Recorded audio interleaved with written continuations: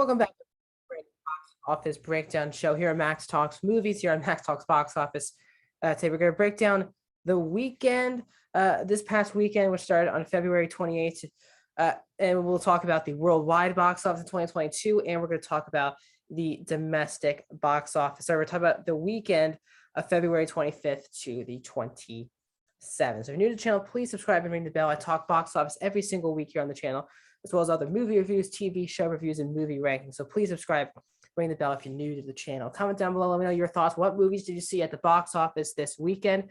Upcoming weekend, what movies will be seeing this? We know what movie we'll be talking about that at the end of the video. And like the video, the thumbs up button that supports this channel in the best way. So let's break down the box office for this past weekend, the 25th to the 27th. And we have the exact same top five from last week in the same order. So let's break it down if you weren't with us last week. Uncharted is at number one for its second consecutive week. Only a 48% drop. So unlike the 70% drop usual of these type of blockbusters films, 48 really good hold for Uncharted, $23 million. And its domestic totals now it's up to $84 million.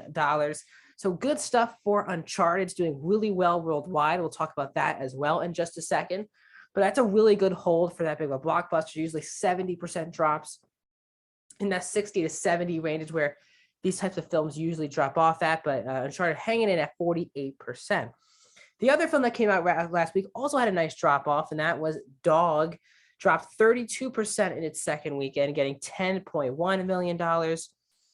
Its domestic total is now up to $30 million. So even though it's a very small movie, Channing Tatum, who's trying to get a comeback underway, is back at the new form, which sets up his big movie, which is coming out in March this month, which is The Lost City. So it seems like Channing Tatum's still a bankable name in Hollywood. In third place is Spider-Man No Way Home. Once again, it took a 22% drop in its 11th weekend, $5.8 million for No Way Home. Its domestic total now is up to $780 million domestically, which is third all time. Spider-Man is still in the top three. It's been in the top five all 11 weeks of release. I think if you told me 11 weeks ago Spider-Man would be number three in the box office 11 weeks later, I would tell you you're joking. Normally these films head out of the top 10 nearly 7 or 8 weeks into their run. But here we are, week 11, and it is still in the top three. Amazing stuff, Spider-Man No Way Home. And Tom Holland continues to dominate the box office with both Uncharted and No Way Home. Death on the Nile is in fourth place. It took a 32% dip in its third weekend, 4.4 for Death on the Nile. Its domestic total is up to 32.7. Not potentially great for Death on the Nile. It was a bigger budget compared to these other films on here, but still hanging in the top five. Jackass Forever continues to hang on to that number 5 spot at the box office. 40% dip in its fourth weekend. 3.1 for Jackass Forever. Its domestic total is now up to $52 million. If we take a look at the current domestic box office in 2022, Uncharted is at number one with $84 million. Scream is number two with $79 million. Jackass Forever is at 3. Death on the Nile is at 4. Dog is at number 5. Marry Me at 6. Moonfall is at 7. The 355 are at number 8. Redeeming Love at number 9. Blacklight at number 10. The exact same top 10 as last week, except Uncharted has overtaken Scream as the number one movie domestically, as we're trying to get to our first $100 million domestic film of the year. And Uncharted seems like it should be able to get there. It needs $16 million to get there. We'll see if it does. Scream needs $20 million. It's already hitting digital this week. So Scream will not be able to reach it, but Uncharted has a good shot at it. And if you look at the worldwide box office relating to American films, Uncharted is number 3 worldwide this year.